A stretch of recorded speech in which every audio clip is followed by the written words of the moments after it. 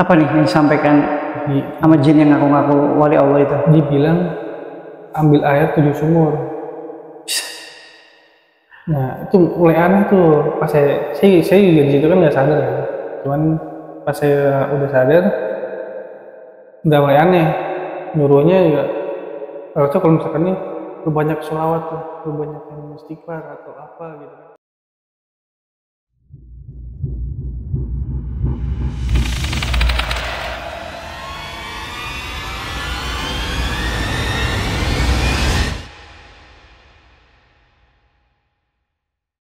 Assalamualaikum warahmatullahi wabarakatuh. Selamat malam sahabat misteri dimanapun kalian berada. Selamat datang di channel kami MRL3. Channel kami akan menyajikan kisah-kisah misteri berdasarkan pengalaman narasumber. Kembali lagi nih bersama narasumber kita Bang El. Di part sebelumnya Bang El udah menceritakan pengalaman mistisnya. Dan saat ini Bang El akan menceritakan yang lebih seru lagi nih sahabat misteri. Boleh ceritakan yang katanya Bang El masih banyak lagi nih kisah mistisnya. Di part sebelumnya kita pernah cerita ya tentang pengalaman saya dulu di part terakhir itu. Di part kemarin saya pernah tuh digigit bayi, terus saya direprot ya jatuhnya ya, direprot kayak dipindahin bayi gitu kan sampai nggak bisa bergerak gitu kan. Nah dan cerita selanjutnya nih setelah itu saya punya pengalaman yang lebih mengerikan lagi nih. Habis dari situ tuh. Tahan dulu ceritanya Bang El. Sahabat misteri, jangan kemana-mana. Pantengin terus channel kami. Jangan lupa dukung channel kami dengan subscribe, like, share, and comment. Nyalakan tombol loncengnya agar sahabat misteri tidak ketinggalan video-video terupdate dari kami. Tanpa menunggu lama, mari kita kupas misteri.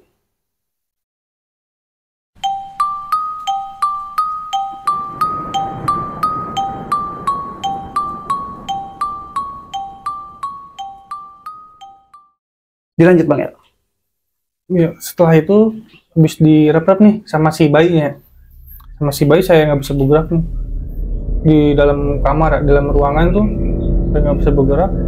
Alhamdulillah akhirnya bisa tuh. Dengan izin Allah, dengan bantuan ya doa-doa ya kan dari Allah gitu terdekat kan. Gitu. Akhirnya bisa kelepas tuh dari cengkraman si bayi itu tuh. Nah, setelah dari situ timbulan nih hal-hal yang aneh nih di kehidupan saya nih sehari-hari nih ya kan. Nah udah dari situ saya tidur nih di alam bawah sadar saya tuh saya mimpi. Ini masih dari hari yang sama ini. Di hari yang sama, di hari yang sama gitu. Di hari yang sama. Ibarat kata nih saya bangun saya tidur lagi lah gitu. Yeah. Jadi saya kayak lagi ngendusin tengah malam terus saya lanjut lagi tidur nih gitu. Nah, saya mimpi lagi tuh. Itu hampir mau subuh itu. Nah, di situ saya mimpi saya lagi di tengah lapang. Lapang ada sawahnya gitu kan. Nah, udah gitu saya jalan kayak ada yang ngarahin gitu, kayak ada yang badan kayak ada yang ngegerakin buat jalan lurus aja gitu kan. Saya jalan lurus, masuklah nih saya ke hutan tapi aneh itu hutan rame tuh. Maksudnya gimana nih? Iya di dalam hutan itu rame. Rame hewan atau? Enggak, rame penduduk. Penduduk setempat ceritanya ya? Mungkin atau ya kemungkinan. Pendatang yang ke sana gitu. Kemungkinan penduduk setempat gitu. Saya nanya sama dia, ini di mana? Dibilang ini di salah satu desa gitu kan. Maaf saya nggak bisa nyebutin namanya gitu kan. Oh iya, makasih. Saya bilang gitu. Saya jalan terus. Nah, di situ ada pohon bambu yang melingkar nih. Pohon bambu yang tengah-tengah jalan. Nah, gitu. Ada pohon bambunya nih. Pohon bambu lebat tuh. Kayak sebuah lorong gitu. Kayak sebuah lorong itu. Pohon bambu lebat. Saya jalan tengah-tengahnya. Tapi saya lihat belakang tuh warga udah nggak ada. Warganya hilang tuh. Jalan terus ya. Nah, saya ketemu gubuk kayak gubuk kayak rumah cuma dari bilik bambu gitu kan, kecil lah itu teman saya sepetak lah. Nah di situ ada kakek sama nenek yang tinggal di situ berdua tuh dia. Nah, saya duduk di situ, di baliknya dia tuh, di depan rumahnya saya duduk di situ. Dia bilangnya gini, Ger, mau kemana? Dia bilang gitu kan. Dengan bahasa setempat ya? Di bahasa setempat tuh dia bilang gitu, Ger, mau kemana? Dia bilang gitu. Bu, kalau mau ke jalan raya, mana ya? Saya bilang gitu. Terus dia bilang, nanti aja, pulangnya nanti aja, jangan sekarang. Dia bilang gitu. Dia bilang gitu, pulangnya nanti aja, jangan sekarang. Tapi ini mau maghrib Bu. Di sana tuh emang cuacanya memang gelap, itu emang udah mau malam kali. Mau maghrib Bu, saya harus pulang. Dia bilang gitu. Saya bilang gitu kan. Nah, dia bilang jangan, nanti aja. Nah, terus saya nekat tuh, lanjut jalan. Entah kenapa sih balik lagi ke situ, ke rumah itu lagi. Itu muter-muter udah ada kali 5 kali 6 kali tuh muter-muter. Jadi Anda tuh kayak digangguin setan keder gitu ya? Iya, kayak digangguin setan keder. Jadi ada energi yang menarik Anda untuk ke situ lagi gitu. Situ lagi kayak nggak ada jalan keluar, kayak bundaran udah muter-muter situ aja. Memang nggak ada jalan. Itu berlangsung lagi. berapa lama itu? Itu lama itu, saya sampai capek banget kan di situ. Terus dia bilang, Bu, ini saya udah muter berapa kali nih Bu? Dia bilang gitu kan. Tapi saya nggak nemuin jalan keluar. Ger, tadi saya udah bilang jangan pulang sekarang. Dia bilang begitu. Nah itu emang berlangsung lama tuh, sampai saya sebenarnya lelah juga jalan segitu jauhnya, cuman ujungnya balik lagi ke situ. Terus dia bilang ada kakek-kakek lagi, teman dia bukan suaminya dia, ya ini orang lain, entah dari mana dia datang. Terus saya ditarik nih tangannya, dibawa jalan. Saya masuk ke semak-semak pohon bambu itu, ternyata jalan keluarnya di situ. Nah, pas di situ, jadi dia bilang justru jalan yang benar-benar jalan itu yang nggak lazim ya? Nggak lazim, itu ketutup pohon bambu, terus juga melewatnya juga yang ya kayak gitulah, nggak emang bukan tempat jalannya sebenarnya. Di situ saya dibilangin sama beliau, dia bilang kamu kalau mau pulang ke arah sana, dia bilang gitu. Nah, terus saya ikutin karena yang dia tunjukin, yang selama saya puterin itu saya nggak lewat sini nih, gitu. Pasti saya berpikir mungkin ini jalannya. Soalnya tadi saya berputar-putar 5 kali 6 kali tuh nggak pernah lewat jalan ini, saya bilang gitu kan. Anda baru notice tuh ya, bahwa ini jalannya kok sama, gitu. Makanya saya ikutin tuh kayak yang ini nih. Saya ikutin jalan. Alhamdulillah tuh saya bener-bener real ketemu warga ada tuh. Saya ketemu warga di situ. Nah, terus saya sadar tuh, bangun, matanya kan saya tidur ini ya sebelum subuh. Ingat saya nih, itu sebelum subuh. Saya bangun lebih sisa. Seharian gitu. Seharian itu. Dan di situ di rumah rame. Karena ternyata udah ada yang ngumpul gitu. Ngumpul tuh. Keluarga sampai tetangga gitu ngumpul. Iya, di rumah sana, di kontrakan lah ya kan, di kontrakan. Terus emang warga, tetangga saya sama saudara saya di sana pada ngumpul. Saya bilang kenapa?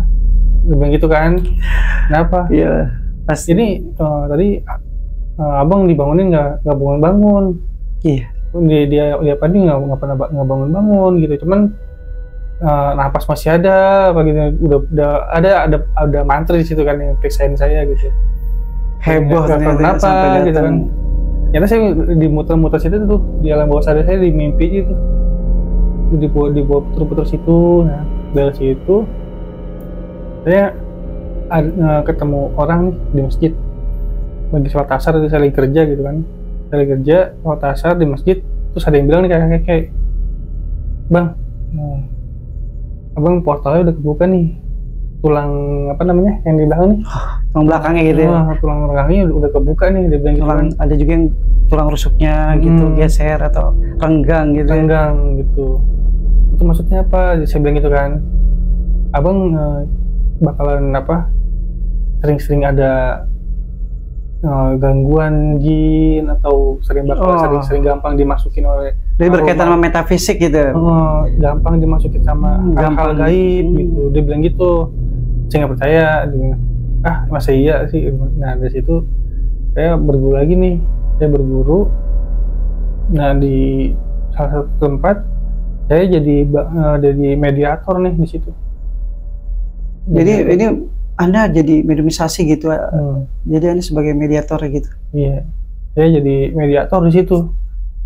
Nah, sebelum saya jadi mediator emang guru saya ini dibilang emang portal saya kebuka. Inilah yang membuat Anda terpilih untuk menjadi mediator gitu ya. Iya, karena dilihatnya emang gampang dimasukin nih orang nih, dia bilang gitu ya, mungkin ya pemikiran dia. Tapi saat ada mediumisasi itu Anda berdua sama guru atau banyak murid-murid yang lain? Kan itu kayak paguyuban, banyak komunitas gitu ya. Komunitas, banyak anak-anak muridnya dia.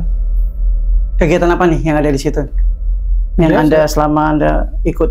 Biasa, ya ngaji biasa, kumpul ngajinya biasa gitu, sama gitu? Sama aja, kayak kita kayak kita yasinan, tahlil, baca maulid, biasa, semuanya normal biasa. Sama ya? Sama aja. Nah terus di situ saya pilih jadi mediator nih. Wah, dimasukin apa aja tuh. Emang awalnya saya pas pertama kali nyobain tuh emang coba sini, dia bilang gitu kan, coba sini, kamu saya jadiin mediator, medium lah gitu, mediumisasi, dia bilang jadiin wadah. Caranya gimana? Ya udah sini, kamu duduk aja di situ, kamu pasrah aja, dia bilang gitu kan. Oh ya udah, saya cuma sempat ngeri juga sih kan, sempat ngeri. Kan ini pertama kalinya ya, Anda melakukan hal ini.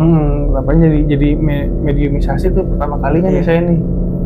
Wah, dimasukin saya tuh, entah apa kan, cuman dari situ makhluk astral ya.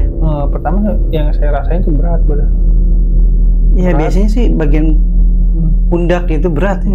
Saya dipegang nih, disertai pusing kan, biasanya. Badan saya di belakang dipegang kan, panas, berat. Kepala udah mulai kelengan nih. Nah, dari situ udah nggak sadar tuh saya tuh. Berarti Anda benar-benar ngelos ya? Ngelos. Nggak tahu apa yang terjadi tubuh Anda saat dipinjem oleh makhluk itu? Nggak tahu tuh, saya nggak tahu apa-apa ada tuh. Iya. Entah tiba-tiba sering gitu, sering bukan sekali dua kali. Saya jarang ngopi gitu, mungkin nggak pernah ngopi. Nggak pernah. Hampir nggak pernah. Hampir nggak pernah gitu. Tiba-tiba saya di sini banyak ampas kopi, pas udah sadar nih. Di luar kebiasaan. Iya, di luar kebiasaan. Jadi di situ udah mulai keanehan gitu. Keanehan tuh, sering masuk kayak gitu tuh.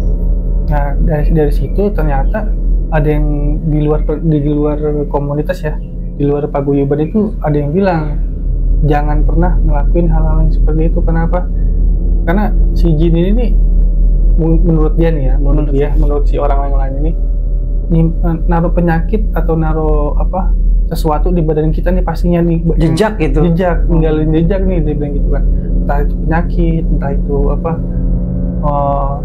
pegangannya kayak cincinnya dia apa gitu, intinya negatif ya. Dibilang begitu di badan kamu. Masa iya kan, setelah kita lepas dari mediumisasi kan semua dibersihin, kamu yakin itu bakalan bersih? Dia bilang gitu. Dia bilang gitu kan. Terus dia bilang, saya lihat aja, dia bilang gitu kan. Karena Anda masih minim sama hal-hal seperti itu, jadi Anda hanya ikut-ikut guru aja ya? Ikut aja gitu. Nah udah di situ saya coba ngelakuin hal-hal yang di luar dari situ, di luar dari kebiasaan itu ya kan. Cuman tetap saya masih jadi mediumisasi tuh, dipanggil. Jadi sebenarnya itu melakukan hal itu untuk memecahkan kasus, apa iseng aja untuk sebagai pembuktian kepada murid yang lain? Banyak masih junior gitu. Kebanyakan sih kayak untuk mecahin kasus, terus kayak ungkap sejarah gitu. Kan ketika Anda nggak sadar, berarti Anda dapat informasi dari orang yang sadar kan? Jadi orang-orang yang melihat Anda ketika Anda dipakai tubuhnya itu oleh makhluk astral, mereka yang dilihat apa gitu? Anda bicara apa, Anda melakukan hal apa gitu? Ya kalau saya kurang tahu. Dapat informasi dari guru atau dari murid yang lain? Kalau untuk pribadi saya kurang paham ya gitu kan. Karena saya emang ngeblank, nggak tahu apa-apa. Jadi cuman kalau yang mereka ceritain ya tentang menguak sejarah, terus kayak mecahin kasus, terus kayak ngobatin orang, kayak gitu-gitu. Intinya sih seperti itu gitu. Ya kebanyakan sih kayak ungkap sejarah sama ngobatin orang sih kebanyakan ya. Dari situ, nah dari situ ya sering nih, hampir berbulan-bulan emang karena di situ wadahnya karena katanya sih yang bagus cuma saya nih. Jadi kalau kemana-mana ngajak nih, yuk sana yuk, coba yuk, yuk sana yuk, yuk sana yuk, yuk sana yuk gitu. Dari paguyuban itu. Nah udah dari sana, saya baru inget nih sama bapak-bapak yang tadi tuh yang bilang kalau masukan itu bakalan ninggalin sesuatu, bakalan ninggalin jejak. Nah dari situ saya sadar tuh. Jadi saya diam tuh. Efek sampingnya ya. Efek sampingnya mulai berasa. Saya sering sakit. Terus kalau Anda sering mediumisasi, apa ibadah terganggu seperti Anda jadi susah untuk melaksanakan ibadah? Ada gangguan gitu? Perlahan berat, butuh beda ibadah juga berat. Tapi Anda pernah ngalamin nggak? Biasanya kalau saat mediumisasi itu para jin yang suka menyamar gitu sebagai saya adalah wali Allah, atau dia sebagai tokoh agama seperti kerajaan ini, saya adalah raja ini. Pernah nggak Anda ngalamin itu? Sering. Oh. Kayak misalkan kayak rekan saya ini lagi mediumisasi tuh sering ngungkapin. Tapi saat ini pasti Anda percaya kan? Ketika jin itu mengaku dia adalah seorang wali Allah, Anda percaya pada saat itu percaya. Dan orang sekitar situ tahu semua? Tahu semua. Dan meyakini kalau itu dia seorang wali? Iya, pada saat itu emang meyakini itu, oh ini wali nih, gimana gitu kan. Emang. Tapi biasanya samar ya, dia memberikan nasihat juga ya, yang sifatnya agama ya, suruh sholat. Biasanya jin normal. Itu akan mengajarkan kita untuk ibadah gitu. Normal ya. Misalkan kayak saya minta wejangan nih dari mediumisasi ini nih gitu. Ya tetap dia bilangnya perbanyak sholat tobat, sholat yang gitu-gitulah gitu. Wejangan ini semua benar gitu. Nah di situ saya sering ngobatin tuh, ya, semua ngobatnya. Nah pada akhirnya saya ketemu nih sama istri saya nih. Pada saat itu belum jadi istri nih ya kan? Oh masih pasien gitu ya. Biasanya masih pasien. Di mana ikut yuk, mana ngobatin orang, bilang gitu. Udah yuk saya ikut lah ke sana. Nah yang saya obatin nih istri saya, cuman masih belum jadi. Yang saya lihat di sana emang badannya ini dipenuhin ular nih. Badannya dia nih penuh ular, terus yang ngikut dia emang stoknya tuh hitam, tinggi, gede. Itu yang bisa ngeliat banyak, bukan Anda doang, ada guru Anda gitu. Di situ yang bisa ngeliat saya doang. Lagi-lagi Anda lagi nanti yang akan dijadikan saya lagi nih mediumisasi ya. Itu saya menjadi mediumisasi semuanya gitu. Nah pada anehnya nih, saya datang ke sana kan, saya datang ke rumahnya, saya duduk,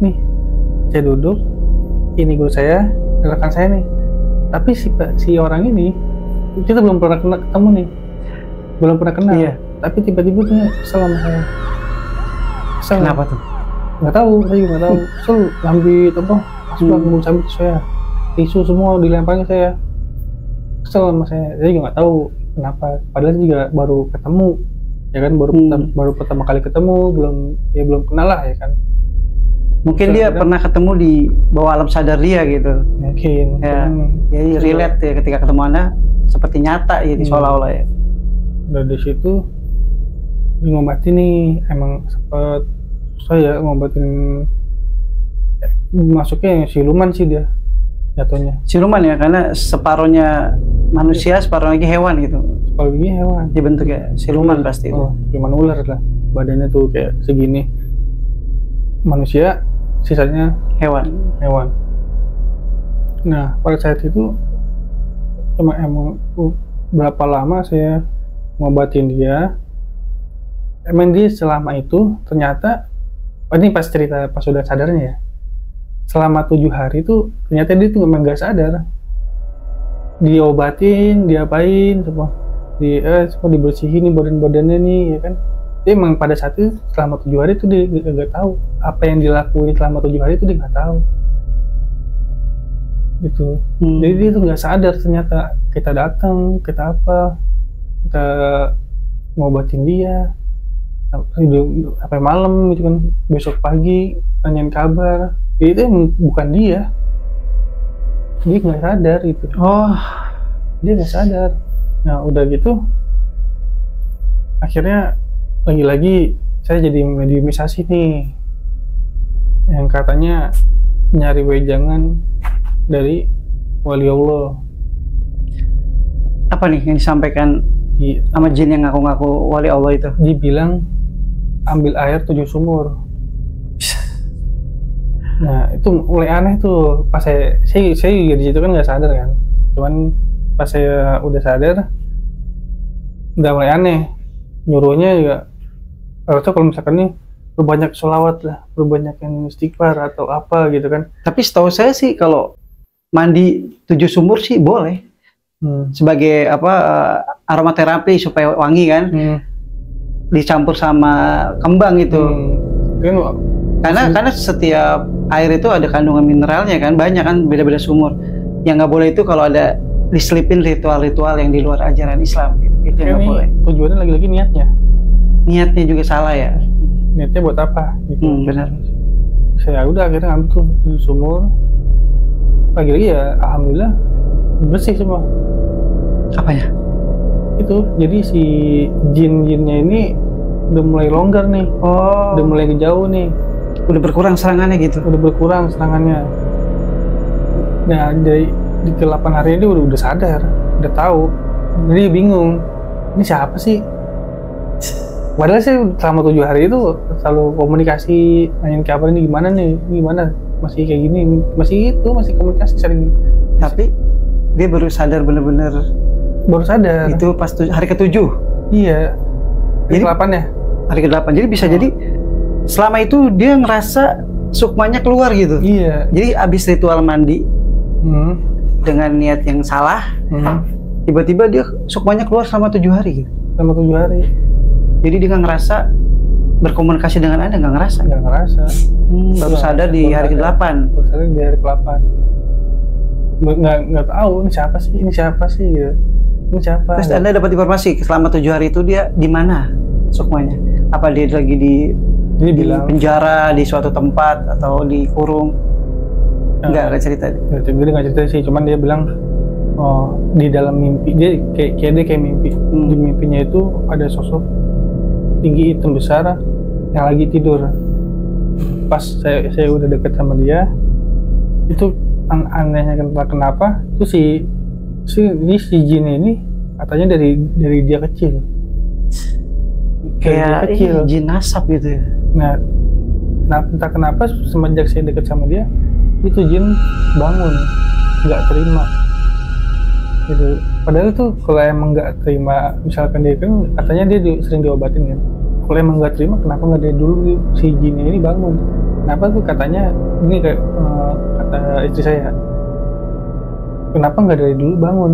Kenapa pas semenjak saya dekat sama dia baru bangun si jinnya nih, nggak terima nggak terima dia. Mulai dah tuh kayak ada serangan-serangan, keanehan di rumah. Jadi maaf, ini Anda menceritakan udah nikah apa belum nih? Nah, yang itu kan yang dari cerita istri saya dari awal saya pertemuan sampai nikah nih. Iya.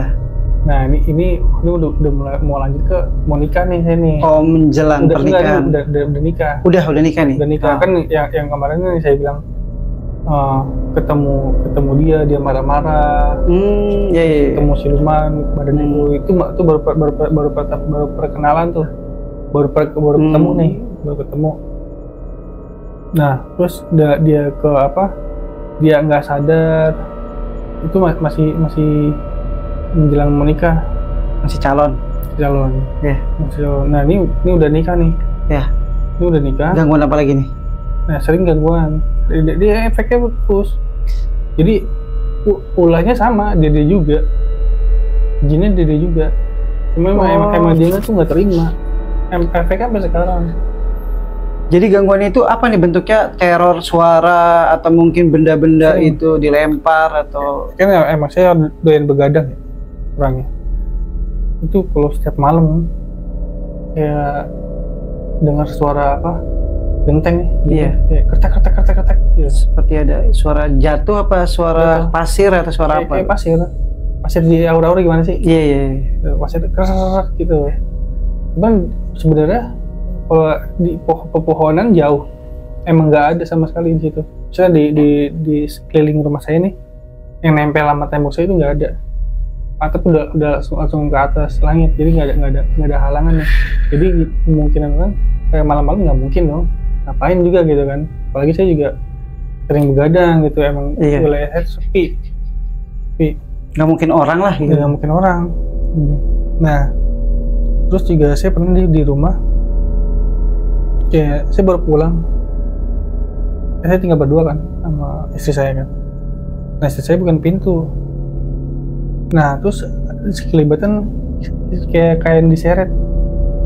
Jadi kalau orang lewat, cuma saya ngeliat kainnya doang. Kayak di lantai itu, kayak kain diseret. Putih. Putihnya udah kayak putih, cuman warnanya kayak udah berlumuran tanah lah. Ada tanah-tanahnya gitu. Saya bilang sama siapa? Ya apa-apanya, dia bilang gitu kan. Oh enggak apa-apa, saya bilang gitu. Ya, kalau saya ceritain takut dia.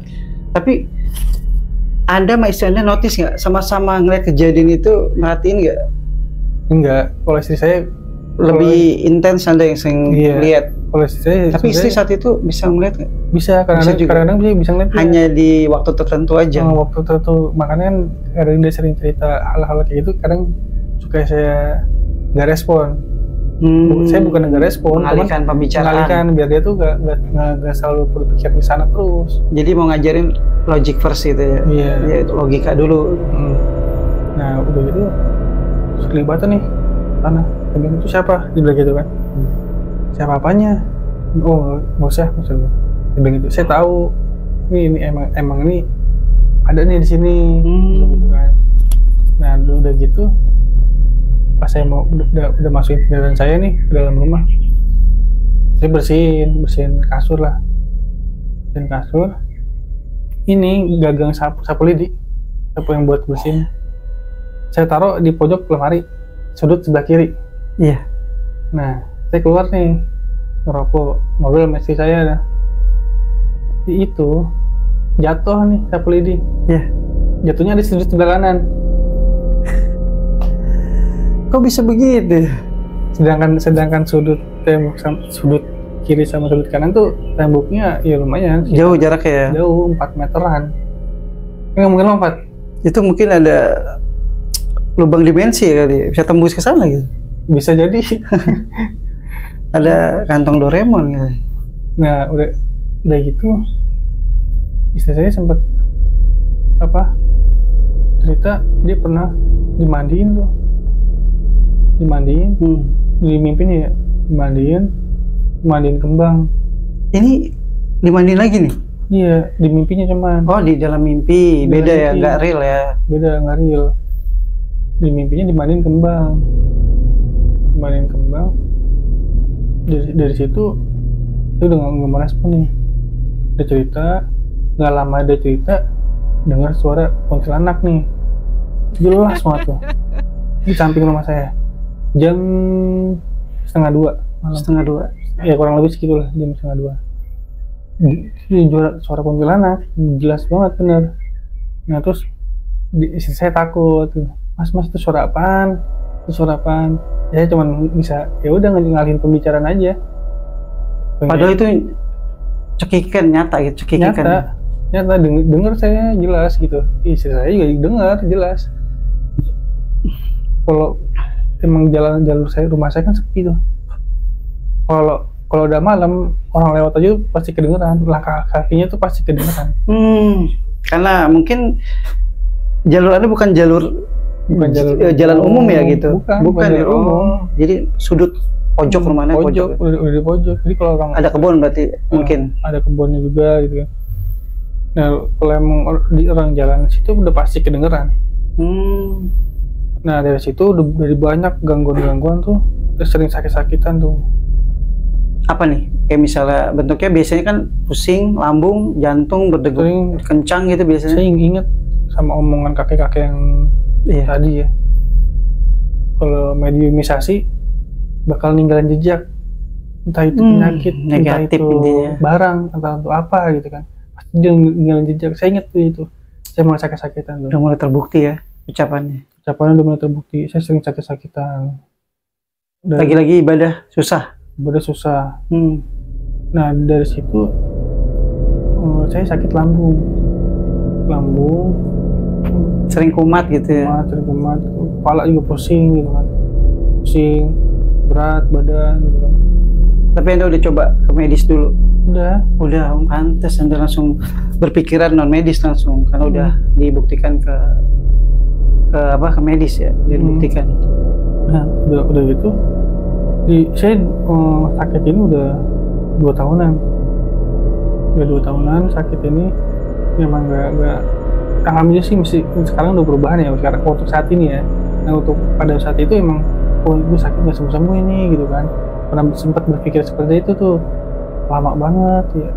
Udah minum obat berkali-kali tetap nggak berjalannya tuh, sakitnya terus-terusan. Sampai pada suatu ketika tuh ini ngeluarin darah nih dari mulut nih. Udah gitu saya pas di rumah naik nih, cuma mau naik nyesek darah saya,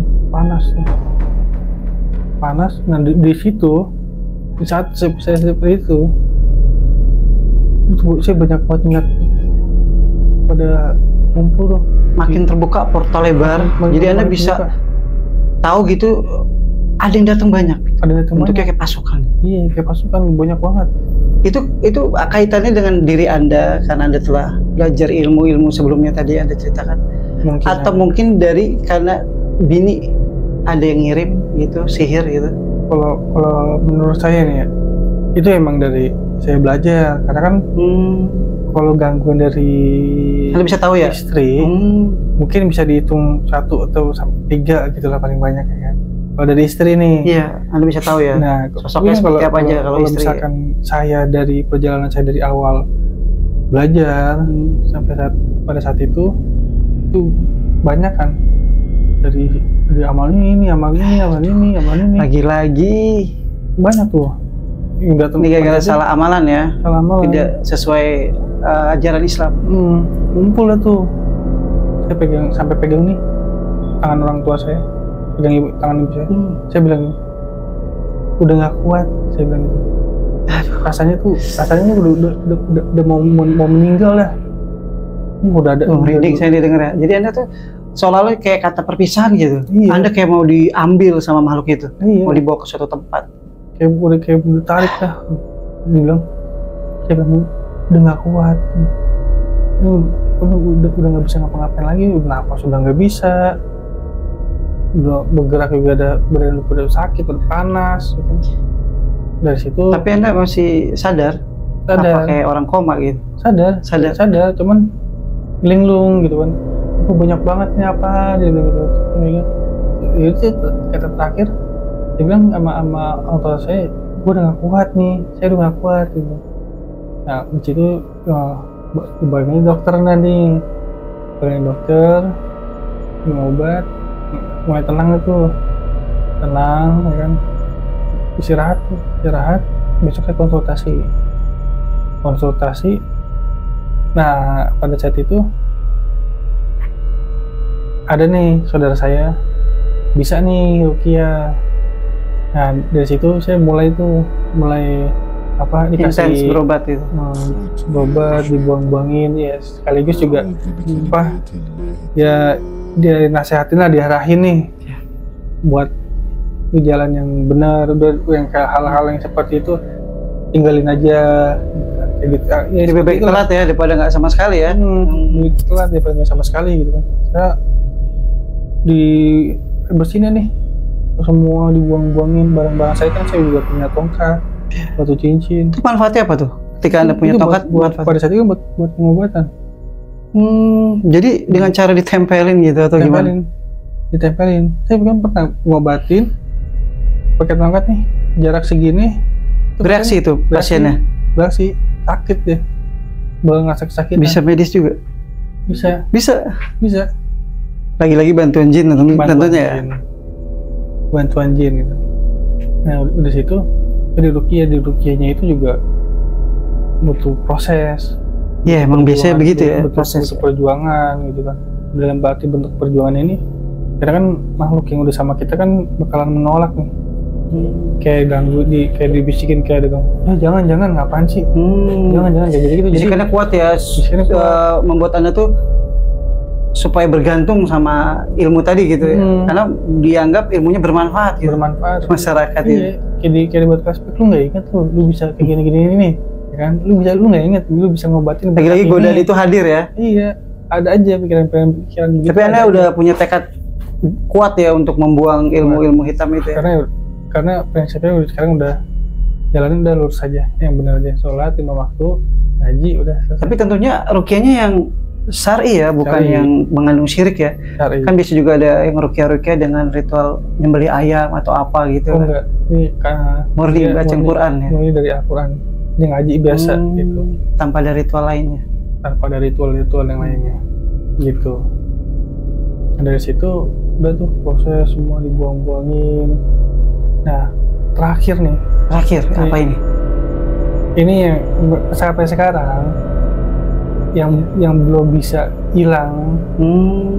Saya juga nggak pengen sebenarnya. Masih bisa melihat hal-hal yang bisa nerawang gitu ya, bisa melihat hal-hal gaib juga masih bisa. Padahal Anda tidak menginginkan itu ya? Nggak mau sebenarnya nggak mau. Saya juga kalau pengen nggak usah sama sekali. Normal aja ya. Pada dasarnya manusia biasa. Kan nggak bisa melihat hal-hal gaib ya, kecuali Rasul dan orang-orang yang dicintai Allah ya. Iya seperti itu. Makanya saya pengen banget buang nih. Jangan sampai ngeliat hal-hal kayak gitu lagi. Kayak saya pengen normal aja. Udah kayak gitu aja. Ada lagi cerita mau disampaikan? Ada lagi pengalaman mistisnya gitu? Cukup ya. Sebelum di closing nih, Anda mau ngasih wejangan gitu buat sahabat misteri biar kita dapat pencerahan dari Anda gitu. Karena lumayan pengalaman Anda ini bener-bener, saya sampai dengernya itu sampai menit ke menit saya nggak mau kelewat gitu. Pesan saya sih pertama cari guru yang nasabnya benar. Sanad keilmuannya gitu. Sanad keilmuannya benar. Terus juga niat jikirannya gitu.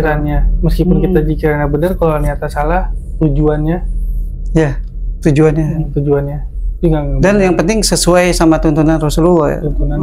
Seperti kayak tadi mandi sebenarnya mandi di 7 sumur sebenarnya nggak masalah ya, dengan niatan, dengan tambahan bunga aromaterapi kan boleh dong. Iya, yang nggak boleh adalah gitu. Niat dan tata caranya doang ya. Tata caranya yang salah yang salah. Itu aja sih pesan saya. Demikianlah pengalaman mistis yang dialami oleh Bang El. Semoga kita bisa mengambil hikmah dari kejadian yang dialami Bang El. Esensinya adalah berzikir adalah untuk mengingat Allah dan membuat kita mendekat pada Allah. Nggak lain, nggak bukan. Karena efek samping dari zikir hanya ketenangan jiwa dan hati. Dan lagi-lagi nggak boleh berguru kepada sembarang orang. Cari guru yang bersanad keilmuannya kepada Rasulullah SAW. Dan kalau kita salah cari guru akan berakibat fatal. Rusaknya akidah dan berantakan tauhid kita. Demikian kesimpulan dari saya. Mohon maaf kalau ada salah-salah kata. Selamat malam. Wassalamualaikum warahmatullahi wabarakatuh.